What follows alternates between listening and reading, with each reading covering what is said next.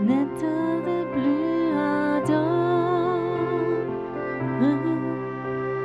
viens, n'état de plus dans ton cœur, viens, tel que tu es ardent,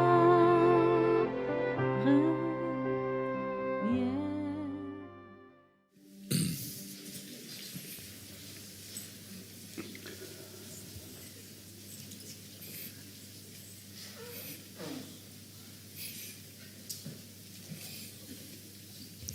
Ce matin, j'étais courtement dans la salle pour filmer, j'y vais, et il faut qu'on donne un titre à cette prédication. Et ce matin, le titre est « Essence ou diesel ».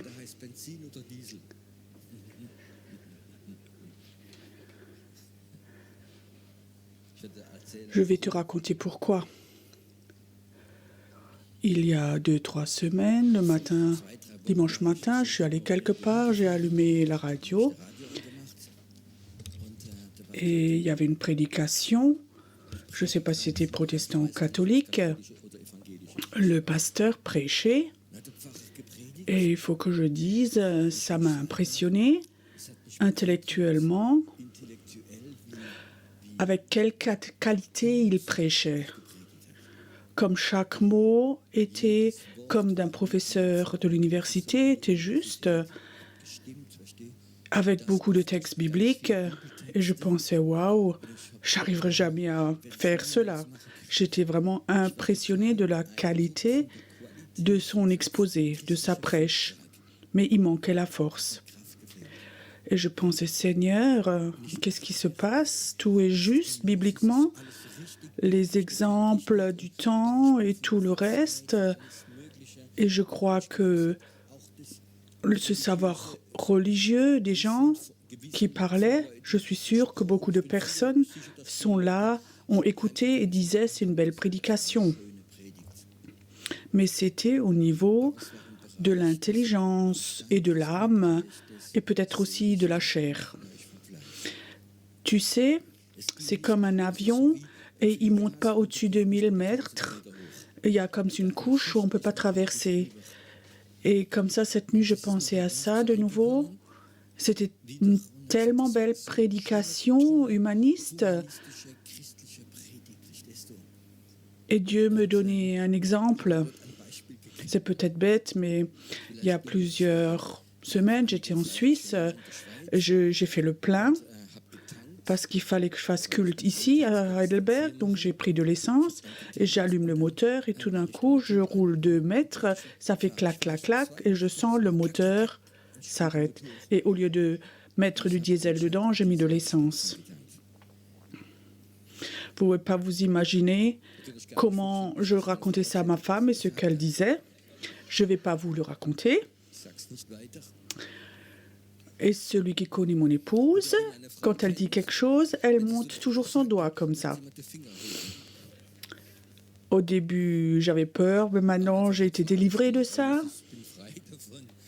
Je sais, le problème en Suisse, donc en Allemagne, tu ne peux plus le faire parce qu'il y a une sécurité au niveau des pompes, mais en Suisse, ça n'existe pas. Donc, j'ai fait le plein en plus. Et mes pensées étaient, cet après-midi, il faut que je prêche ici à Heidelberg. Maintenant, tu es à 100 km de Bâle et il faut que je prêche. Et qu'est-ce que ça coûte tout ça? Et que dit mon épouse? Ces 3 choses. Oui, les hommes sont comme ça, tu comprends. Ces 3 pensées étaient là au moins. Donc, j'ai pris le téléphone et la première idée, c'était, je connaissais un frère qui habitait pas loin. Je demandais s'il pourrait venir, me prêter son voiture et recevoir la mienne en échange.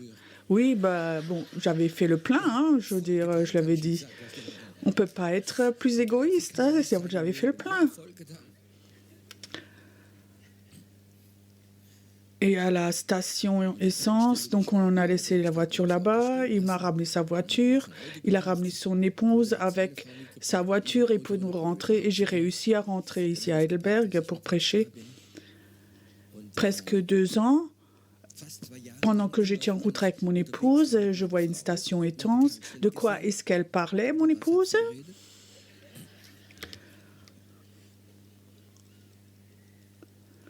Alors, Dieu m'a donné cet exemple, pas de mon épouse, mais de prendre de l'essence, remplir le réservoir. Et alors, ça m'a rappelé, il m'a montré, il m'a dit, Pierrot, il y a 2 réservoirs. Un en nous, c'est celui de l'intelligence et l'autre, c'est celui de l'esprit. Jésus a expliqué, raconté beaucoup d'histoires pour expliquer. Les gens ne comprenaient pas ou presque pas compris. Tu sais, des choses qu'on raconte, on ne comprend pas, ou parfois même des explications, mais Jésus racontait beaucoup de choses consciemment, un peu caché, pour que les gens ne le comprennent pas. Tu pouvais que le comprendre au niveau de l'esprit. Et je crois que nous vivons dans un temps où beaucoup de chrétiens ont perdu cette ouverture ou ne l'ont jamais eue. Parce que quand quelque chose vient du Saint-Esprit, tu peux que le recevoir dans l'esprit. Et si ton esprit est fermé, on ne peut rien faire rentrer dedans. Tu ne comprends rien du tout. Et je crois que c'est important. Le problème est que les gens, aussi des gens nés de nouveau, ils ont reçu le baptême du Saint-Esprit, ils vont peut-être dans une église où on ne prêche que du diesel, par exemple, ou que des belles choses pour ton âme, comment un chrétien doit vivre, et des principes, et être gentil, être correct, ce qu'on a le droit de faire ou pas, et plein de choses, mais il n'y a rien de l'esprit dedans. Alors on s'est habitué à cela, de remplir le réservoir à ce niveau-là. Et on a oublié où les autres ont perdu l'autre niveau. Et en partie même, s'ils sont dans l'autre niveau, ils sont même méchants contre, ils disent que c'est occulte. Moi, j'ai vécu, quand le Saint-Esprit vient fortement, que des gens sont partis, sortis, que des démons manifestaient. Et ils n'étaient pas habitués. J'étais en Suisse, dans les Alpes, quelque part en haut, je prêchais et la puissance de Dieu était très puissamment venue dans la salle pendant que je prêchais et tout d'un coup, quelqu'un est tombé par terre, il a commencé à manifester, il a bougé des mains et des pieds et crié, les démons manifestaient. Mais c'est donc quelque chose de normal. La Bible dit, allez, prêchez l'évangile, guérissez les malades et délivrez-les. Donc, il avait manifesté, cet homme. Le jour d'après, une dame me téléphone et elle grondait vraiment avec moi, elle était fâchée. Je dis, moi, je suis prof de religion. Hier soir, j'avais tous mes confirmants que j'avais emmenés, ils avaient 14 ans. Et ils étaient choqués de ce qui s'est passé. Ils avaient eu peur. Je ne vais plus jamais venir chez vous avec mes personnes, les gens, les pauvres personnes, les pauvres enfants. Harry Potter, c'est beaucoup plus simple contre ça. Et je demande, est-ce que vous croyez la Bible? Et elle disait, oui. Mais est-ce que Jésus n'a pas dit, il faut qu'on chasse des démons? Oui, mais c'était à l'époque. Mais pas comme ça. Et je pensais, si ce niveau de l'esprit vient, il y a simplement des personnes qui n'ont pas cette ouverture du réservoir, on ne peut pas mettre quelque chose dedans. Et je crois que c'est important que nous, on arrive de nouveau à ce niveau où l'Église, de nouveau, reçoive de nouveau le bonne essence dans l'esprit, où il y a une ouverture de réservoir, on peut mettre quelque chose. Il y a assez de prédications religieuses, humanistes, qui, je dirais presque, tuent les gens. En France, il y a une expression qui dit « le goût s'éduque ». Ça signifie « le goût, on peut l'éduquer ». Je vais vous donner un exemple. Est-ce qu'il y a des gens qui ont des enfants, qui ont eu des enfants? Oh, c'est beau, moi aussi. Est-ce que vous pouvez vous rappeler la première fois quand vous avez donné des légumes, des épinards à vos enfants? Le lait maternel ici, bon, et peut-être aussi un peu de semoule sucrée. Et maintenant, s'il y a les épinards, je peux encore décrire. Donc, l'enfant, comme ça, remplit la bouche et tout d'un coup, tout ressort. Et alors, il y a des parents, oh, non, plus jamais de légumes. Non, on sait, les légumes, c'est simple. Et si les enfants ont goûté plusieurs fois, ils trouvent ça bon. En France, dans plusieurs quartiers de France qui sont un peu faibles, on a remarqué que les enfants ne mangent pas de légumes. Ils vivent de frites, ketchup, nouilles. Les enfants n'ont pas beaucoup d'argent et ni du temps. Et les enfants ont le droit de manger ce qu'ils veulent. Est-ce que vous pensez que cela est bon pour la santé? Et comme ça aussi est notre santé spirituelle parfois. Je crois qu'il faut de nouveau qu'on reçoive les bonnes choses dans l'esprit. Notre esprit doit être ouvert pour recevoir ces choses. Il y a des personnes, ils ne comprennent pas les choses spirituelles, même les chrétiens, quand parfois je raconte quelque chose, qui sont au niveau de l'intelligence et ils n'arrivent pas à monter plus haut. Je vous raconte une histoire. En Amérique, donc il y avait un homme, il était très très riche. C'était un multimillionnaire, il avait un hobby et il s'achetait les peintures les plus chères qui existent. Et il avait comme ça une grande galerie de Picasso, Rembrandt, il avait tous ses tableaux. Cet homme était très heureux et cet homme avait un fils, il avait 20 ans. Il avait tout pour être heureux. Tous les matins, il se lève et il admire ses peintures. On pouvait rester comme ça plusieurs minutes devant ses tableaux, admirer. Il avait tout eu pour être heureux jusqu'à un matin. Une lettre arrive que ce jeune homme de 20 ans devait aller faire son service militaire et c'était le temps de la guerre du Vietnam. Et alors ce jeune est allé dans la guerre et ce qui devait venir arriva. Il y a 2 officiers qui étaient devant la porte et qui disent à cet homme, votre fils est décédé pendant la guerre. Cet homme était vraiment touché, c'était son seul fils. Et à un moment, le matin, quand il se levait, il regardait ses tableaux, il n'avait plus de joie. Sa joie était sans joie, il n'avait plus rien qui le rendait heureux dans sa vie. Un an après, ça sonne à la porte, un jeune homme est là. Peut-être 20 ans, 21 ans. Il demande que voulez-vous. Je suis juste passé là et pendant la guerre, j'étais avec votre fils, un ami, et on était ensemble dans la chambre. J'étais avec lui quand on l'a tué pendant la guerre et je pensais peut-être que ça peut vous intéresser. Il dit oui, le père, oui, rentrez, prenez un café, asseyez et racontez-moi comment c'était les dernières semaines avec mon fils. Alors le jeune homme, il part. Mais avant de partir, le jeune homme dit j'ai vu tous vos super tableaux, tellement beaux, vous êtes un grand spécialiste. Moi, je suis juste un petit amateur. Mais juste avant que votre fils est mort, j'ai fait comme ça un petit dessin, son portrait de lui avec son habit, son fusil. J'ose même pas vous le montrer parce que je suis amateur. Et le père dit, si, montre-moi ce dessin de mon fils. Donc, il va à sa voiture, il cherche un grand tableau, grand de 1 mètre, et il s'appelait Le Fils, le tableau, avec un habit militaire, un fusil. C'était pas joliment peint, mais il a dit, vous pouvez laisser là, je garde. Donc, il a décroché le plus cher des tableaux, il a accroché le tableau de son fils. Plusieurs années après, le père est mort, il n'avait pas d'héritier, pas de famille, et tout a été mis à la vente aux enchères. À New York, il y avait la vente aux enchères, et cet homme était très, très connu dans le milieu des riches, et des centaines de personnes volaient ces grands tableaux. Donc, la salle était pleine de cet hôtel pour la vente aux enchères.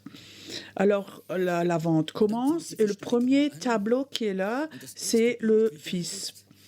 Alors, il prend le fils, il le montre et dit qui donne 1 000 € pour celui-là. Ils ont tous rigolé dans la salle. Ils disaient ça, c'est pas de l'art, c'est rien et blabla. Alors, ils disaient 100 € peut-être. Personne voulait avoir ce tableau. Alors, un homme dans la salle, il dit moi, je donne 10 € pour ça. Alors, le commissaire des enchères dit prenez ça, comme ça, on peut correctement commencer la vente. Je suis OK, vous prenez ce tableau pour 10 €, il lui donne l'image, le tableau et l'argent, il dit tout d'un coup stop. la vente est terminée. Et tous étaient fâchés. Ils disent comment est-ce que ça se peut que maintenant c'est terminé. Il est écrit là sur le rapport, sur le testament, celui qui achète le fils reçoit tout le reste en cadeau. Et j'avais raconté quelque part cette histoire. Et il y avait un homme qui était là, disait waouh, c'était l'affaire du siècle ça. Et je disais, cette affaire du siècle, vous pouvez la voir maintenant. Tout d'un coup, je sentais comme l'atmosphère de la chair se transformer dans l'esprit. Et il me regardait avec stupeur. Et je ne crois pas qu'il était né de nouveau. C'était comme ça une réunion des hommes d'affaires. Il me regardait avec stupeur. Comment, disait-il? Oui, aujourd'hui, maintenant, vous pouvez faire votre affaire de l'année, du siècle, pour votre vie. Si vous avez le Fils, vous recevez tout le reste. Celui qui a le Fils a la vie. Et tout d'un coup, ça a fait clic. Le Saint-Esprit était sur cette histoire-là. Et tout d'un coup, il y avait quelque chose dans la salle. Et le Saint-Esprit voyait que l'entrée du réservoir était ouverte. Et je l'ai dit 3 fois derrière, un après l'autre, 3 fois de suite. Ça ne coûte pas 10 € ce soir. C'est gratuit. Et tout d'un coup, dans la salle, il y a quelque chose qui a changé de une belle histoire au Fils. Le Saint-Esprit a la capacité, tout d'un coup, dans la salle, à switcher ça, à tourner ça. Et ça, c'est le Saint-Esprit. Sans Saint-Esprit, c'est une belle histoire, mais là, il l'a tourné, il l'a renversé. Celui qui a le Fils reçoit tout le reste. Celui qui a le Fils a la paix, le pardon, la vie éternelle, la bénédiction, l'amour, l'acceptation, il a tout. Et tout d'un coup, je remarquais comme le Saint-Esprit se déplaçait dans la salle, dans toute la salle, et les gens disaient, oui, ça, on veut l'avoir. Et ce soir, le Saint-Esprit avait donné la révélation du Fils aux gens. C'était pas une super prédication, mais le Saint-Esprit est venu sur une histoire. Et ça, c'est la différence. Nous devons de nouveau calculer avec lui, que lui va intervenir. Il ne faut pas que nous comptions sur notre capacité à raconter, donner témoignage, prêcher, sur nos capacités, mais il faut que nous comptions sur le Saint-Esprit. Quand la main de Dieu est sur notre vie, souvent, on va simplement discuter avec quelqu'un, le Saint-Esprit vient, et tout d'un coup, dans la salle, ça tourne chez les gens et les gens comprennent quelque chose. Le week-end dernier, j'étais partie, et j'allais pas très bien, j'étais j'avais un état grippal, et alors tu as fait beaucoup de kilomètres et beaucoup de cultes, tu es en route, et je peux te dire, j'avais 2 cultes, j'étais tellement fatiguée, j'arrivais presque pas à sortir du lit. Ma tête était complètement fatiguée, j'avais aucune prédication, mais je savais comme si Dieu disait, ne t'en occupe pas, ma main est sur toi. Alors tu commences à raconter, et tout d'un coup tu remarques comme toute la salle commence à changer, comme les ouvertures de réservoirs s'ouvrent chez les gens ou qui étaient déjà fermées pendant des mois, ils ont entendu de beaux versets bibliques, de belles prédications humanistes, mais rien ne rentrait. L'ouverture du réservoir était fermée. À part ce kérosène, il n'y avait rien d'autre. Je crois que c'est important qu'on ait moins de confiance dans nos capacités à prêcher, à raconter, à donner témoignage, mais plutôt sur la capacité que Dieu a sa main sur nous. C'est là pareil pour la prière. Il y a des gens, au début de ma vie, je voulais pas aller à des réunions de prière parce que c'était terrible. Je connaissais des gens, c'était presque des intercesseurs professionnels. Ils priaient tellement bien, tu peux même pas imaginer, avec un ton, et je peux pas maintenant imiter, mais avec un ton vocal, ils parlaient pas normalement, ils chantaient presque, et ils disaient un verset biblique après l'autre. C'était une mini prédication dans la prière, et je pensais, Dieu, tu dois être impressionné maintenant. Et Dieu dit, mais je connais donc la Bible.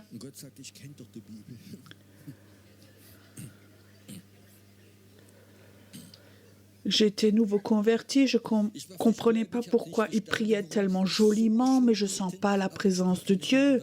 Je pensais toujours, si mon fils fait sa petite prédication ou sa petite prière de merci pour les bonnes nuits, quand il avait 4 ans, il y avait plus de présence de Dieu qui était là. Mon intelligence ne pouvait pas comprendre ça. Mais Dieu aime ce qui vient du cœur, de l'esprit. Et il faut qu'on revienne de nouveau en arrière, au niveau de l'esprit. Amen.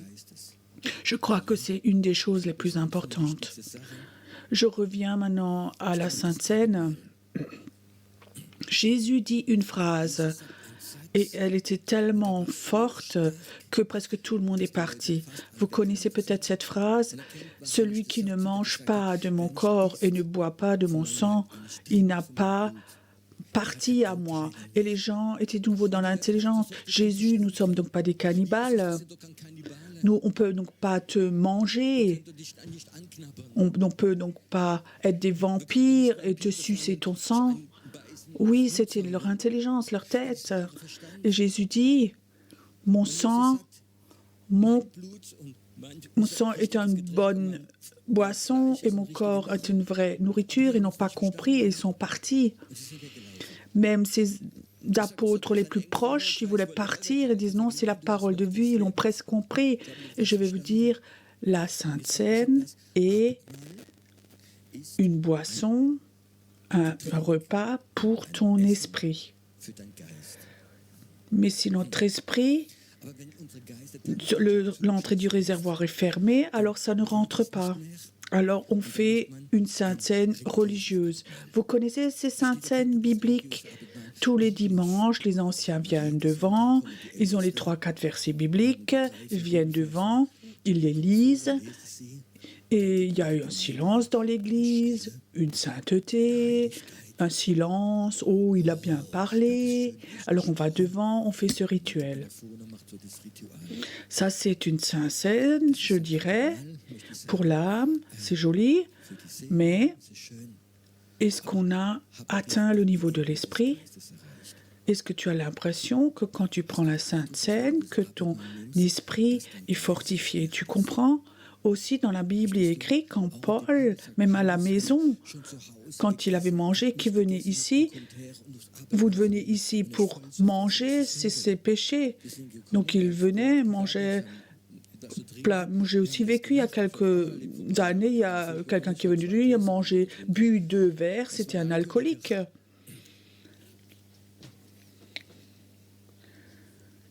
Un dimanche, on a le reste du vin de la Sainte Seine, on l'avait mis derrière. C'était un vrai alcoolique. Il y avait peut-être un demi-litre encore, et en un coup, il a tout bu, et après il a dit oui, maintenant je vais bien. Ça, c'est le niveau de la chair. Et l'autre, c'est le niveau de l'esprit. Combien de fois on fête la Sainte Seine et tu sens que c'est le niveau de l'âme, un peu de religiosité, un peu d'humanisme dedans. Jésus dit, je ne vais plus boire de cette boisson jusqu'à ce que je vais le faire avec vous dans le ciel. Comment va être la Sainte Seine au ciel? Triste? Ne rien dire, être tout silencieux? Ou est-ce qu'il y aura une grande joie? Tu comprends? Un jour, toi et moi, nous allons avec Jésus prendre la Sainte Seine là en haut. Et je peux te dire, alors on va découvrir que cette Sainte Seine qu'on a prise sur terre, c'était une toute petite copie de cela. Un jour, nous allons là être en haut, où il n'y a pas de jalousie, pas de douleur, pas de chair, pas de jalousie, pas de peur. Tu es chez le roi des rois et lui va briser le pain et nous donner la coupe. Vous avez déjà eu cette vision? Qu'un jour nous prenions la Sainte Seine en haut chez lui, avec lui. Est-ce que tu as soif de cette Sainte Seine? Et je crois que le Saint-Esprit peut nous aider, que ça vienne si fortement, qu'on prenne un bout de cela. La Sainte Seine C'est quelque chose, on peut voir prophétiquement le jour où on va être là en haut. Si tu prends cette coupe et tu dis Jésus, malheureusement, il faut que je prenne encore ça sur la terre, mais je sais un jour, quand je vais être là en haut avec toi, un jour, je vais être là en haut avec toi et je vais fêter la Sainte Seine avec toi. Tu vas me regarder et il n'y aura pas de jugement, il n'y aura que de la grâce. Est-ce que tu as soif de cela? Est-ce que tu as soif peut-être ce matin, quand tu prends la Sainte Seine, de penser à ça, de te lier avec le ciel? Jésus, je as soif de ce jour où je suis là en haut avec toi et fêter la Sainte Seine. Et je crois que cette relation peut faire une relation dans l'esprit, pas seulement la tradition, mais dans l'esprit, que là en haut au ciel, ça au ciel va pas être une tradition, ça va être 100% de l'esprit, pour ton esprit. La Sainte Seine, quand l'esprit prophétique vient et tu te lis avec le ciel, tu te lis avec cette vision qu'un jour, que Jésus personnellement va te donner cette coupe. Tu prendras cette coupe et tes yeux vont croiser son regard. Tu sauras ce que c'est d'être heureux à 100%. Est-ce que tu as soif de cela? Où il n'y a plus rien dans ton corps qui fait mal, il n'y a plus de factures à payer, où tu sais très bien, pour l'éternité, tu seras dans cette dimension-là. Parfois, quand nous sommes dans la fête de la Sainte Seine, nous sommes trop dans notre église, dans notre assemblée, dans notre rituel. On le fait comme ça. Certains ont de beaux sentiments, mais la Sainte Seine, c'est une nourriture pour ton esprit. Et je te dis, ton esprit a soif du ciel. C'est juste ça? Notre corps, notre âme, parfois, ont d'autres soifs, parfois, pour le succès, la gloire et d'autres choses. Vous connaissez tout ça. Mais tout au fond de toi, ton esprit a soif du ciel. Ton esprit a soif de fêter la Sainte Seine au ciel avec lui. Et si ton esprit a soif de cela, du ciel, je peux te dire, tu es lié avec le ciel. Ce matin, j'aimerais qu'il y ait comme ça une relation, un lien du ciel vers ici, qu'il y ait cette soif en toi, une image. Toi, un jour, tu vas fêter la Sainte Seine avec lui et lui, personnellement, va te donner sa coupe, la coupe. Peut-être ce matin, le Saint-Esprit peut être si fort ce matin et tout d'un coup, toi, dans l'esprit, tu as cette conscience que ce matin, Jésus te donne cette coupe. Tu peux imaginer, ce matin tu es là, ce matin, et tout d'un coup tu as l'impression, Jésus est devant toi, et il te dit, prends. Ça c'est mon sang pour toi, versé pour toi. Prends-le pour le pardon, pour la paix. Que si tu prends ce pain, dans l'esprit tu sens Jésus te donne ce pain. Lui a donné sa vie, il est mort, et il te donne de celui qui a surmonté tout. Il te dit, donne, prends. Le Saint-Esprit a la capacité de relier le ciel et la terre. Je sens dans l'esprit maintenant où cette couche que l'on sent parfois, qui nous sépare du ciel, qui nous sépare de Dieu, qu'elle se dissout maintenant, cette couche. Certains d'entre vous peuvent sentir comme maintenant quelque chose s'ouvre. Le ciel descend et revient et est tout près maintenant.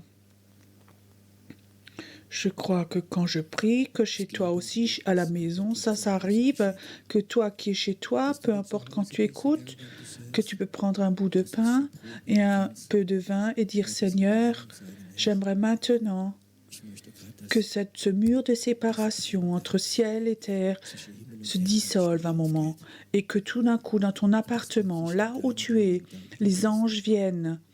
Tu sais, quand Jésus vient, il ne vient jamais seul.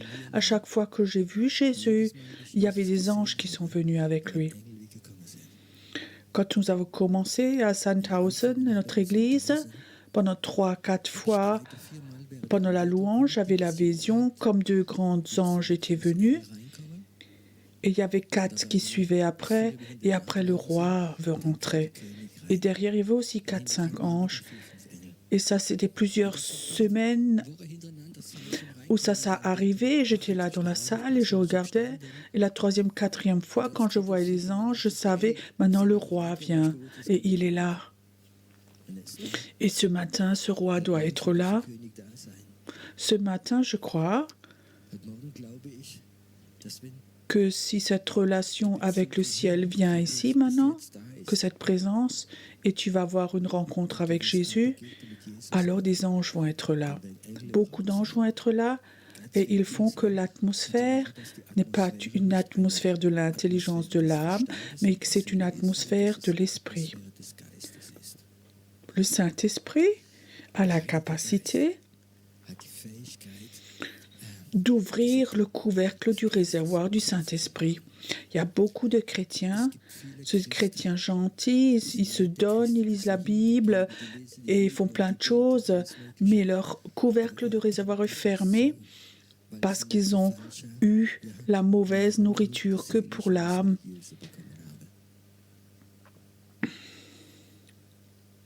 Moi, j'aime quand ce couvercle s'enlève et quand la présence de Dieu vient. J'aime quand je prends cette coupe et je dis Jésus, j'aimerais bien avoir cette coupe de toi. J'aimerais que toi, ce matin, tu me donnes cette coupe. J'aimerais ce matin que si je fête la Sainte Seine, que je suis relié avec toi et avec le ciel. J'aimerais bien vivre cela. J'aimerais bien me réjouir qu'un jour, je vais fêter la Sainte Seine pour l'éternité avec toi et qu'à la fin de la Sainte Seine, je ne suis plus sur la terre, mais j'aimerais bien être avec toi pour l'éternité. Ça, c'est une soif de l'esprit. Et notre âme a parfois d'autres soifs. Jésus, j'aimerais ce matin bénir cette Sainte Seine ce matin, que ce soit une Sainte Seine très particulière, que notre soif de l'âme, de la chair, de l'humanisme, que tout s'en aille maintenant et que nous fêtions une Sainte Seine dans l'esprit. Jésus, je te remercie que toi, tu fais ce que tu dis et je te remercie que ce matin, qu'on peut fêter Sainte Sainte avec ces personnes merveilleuses qui sont là, qu'on ferme le mauvais réservoir et qu'on ouvre le bon réservoir. Parce que si le mauvais couvercle est ouvert, du mauvais réservoir, on ne peut pas remplir et tu n'as pas soif de cela.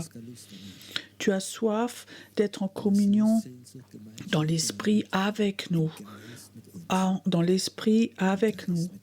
Merci Seigneur que si toi tu es là ce matin, que toi tu as le programme. La délivrance, la guérison, de la communion, que toi tu fais cela.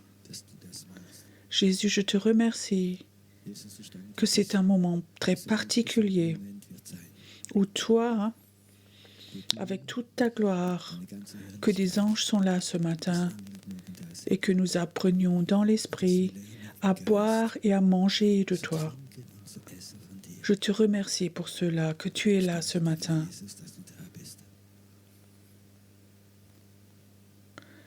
J'aimerais ce matin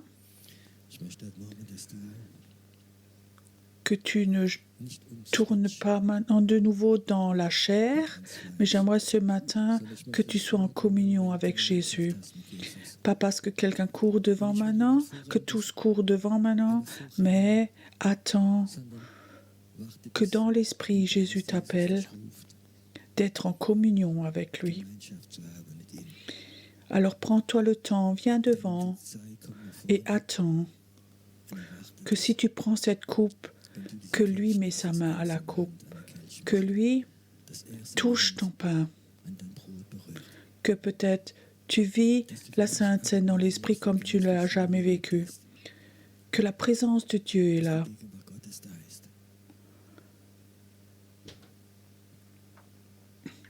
J'ai juste cette parole de cette nouvelle Jérusalem où le Seigneur va habiter, où il n'y a pas de douleur, pas de tristesse, pas de larmes.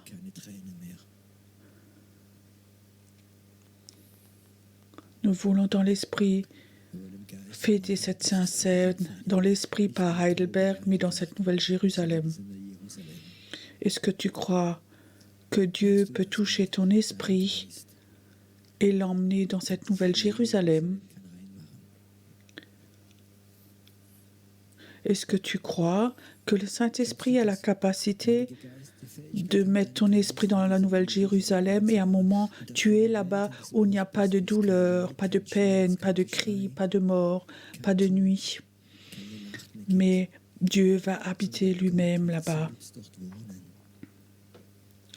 Je prie ce matin que cette nouvelle Jérusalem, qu'elle soit tout près dans l'esprit et que dans l'esprit tu puisses rentrer dedans et que ça va être bon.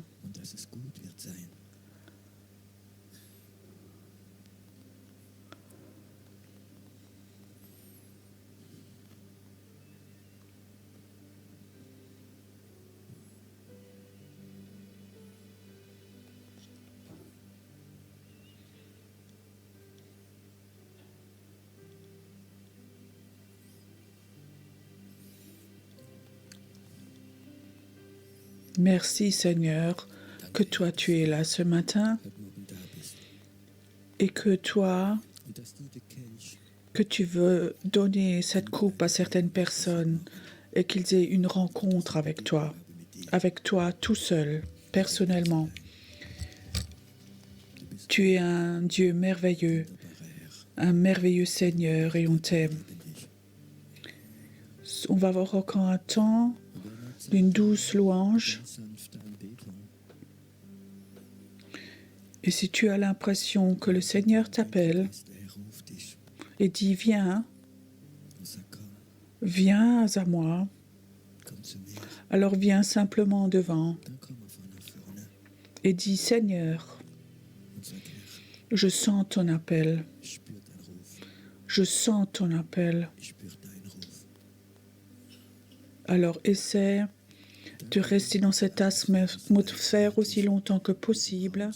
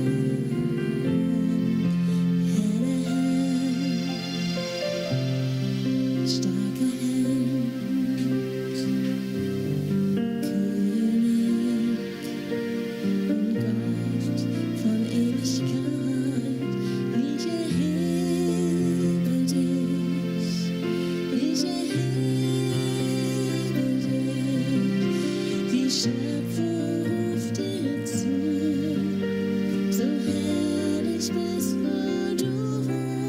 Ich erhebe dich, ich erhebe dich, mein Jesus, ich erhebe dich.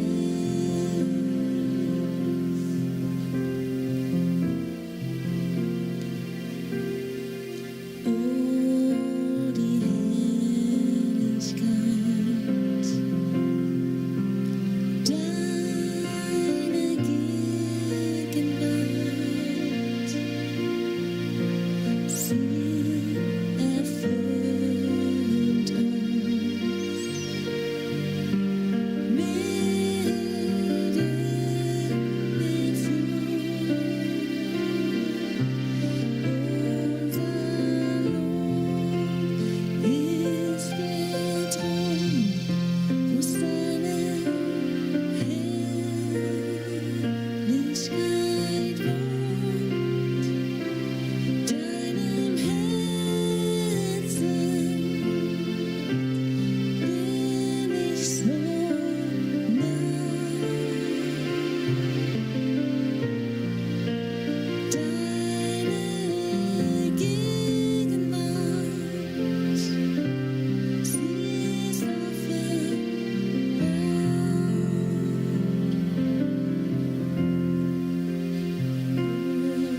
Deinem Herzen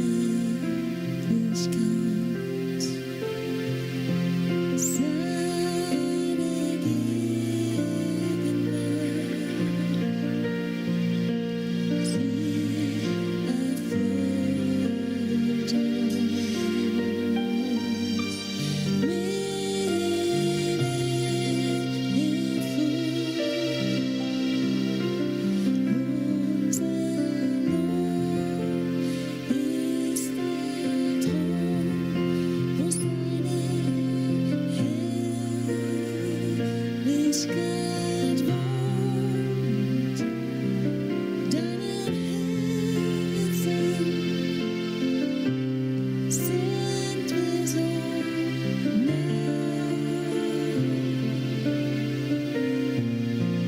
Deine Gegenwart,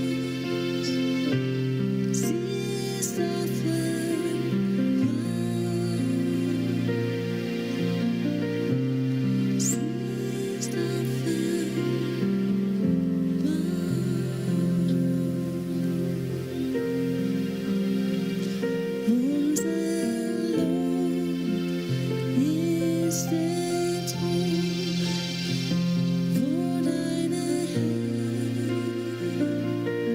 Herrlichkeit wohnt.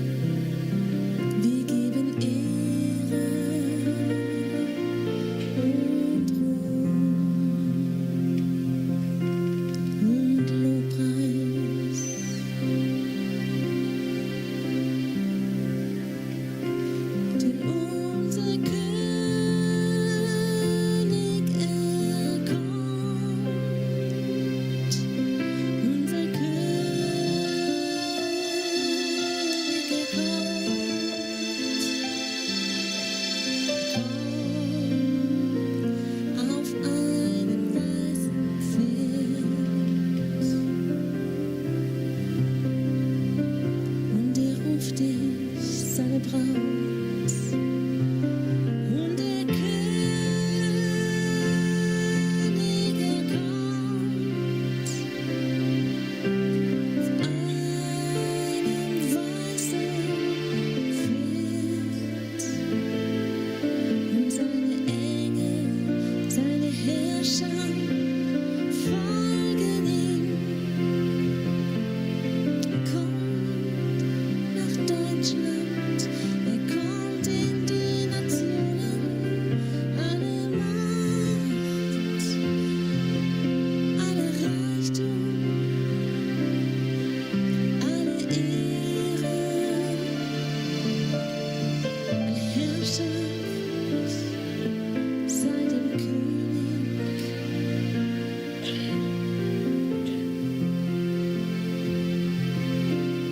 König kommt, der König kommt, der König kommt zu dir.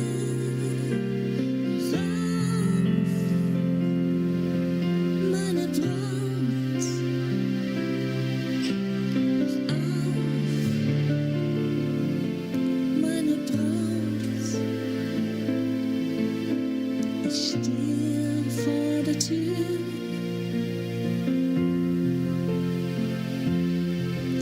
Lass mich rein zu dir. Der König will einziehen. Oh, macht hoch die Tür, macht die Tore weit. Der König kommt. Gibt ihm Ehre und Dank, alle Macht, alle Reichtum, alle Weisheit, alle Ehre.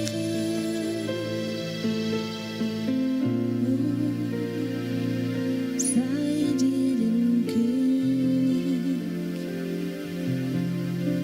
allein.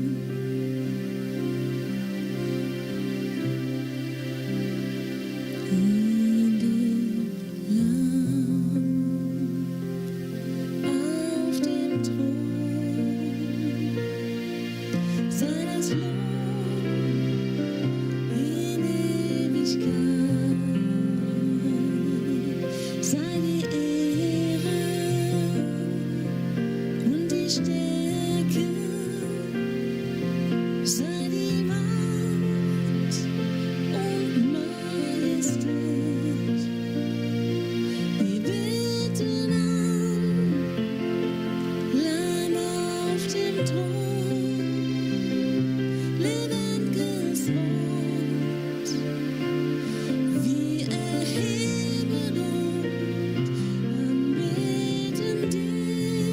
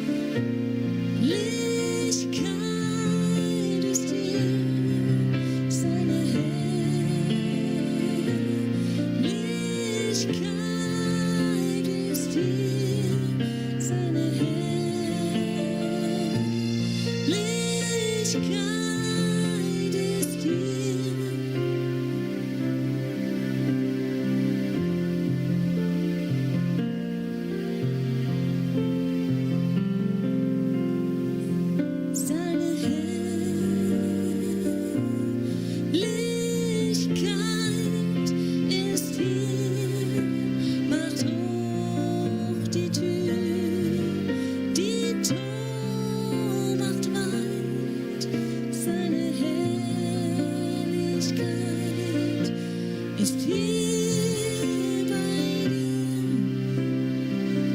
Öffne die Tür,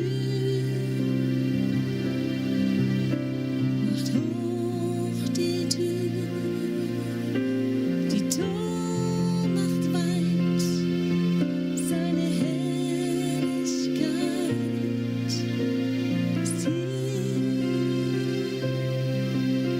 Die Kirche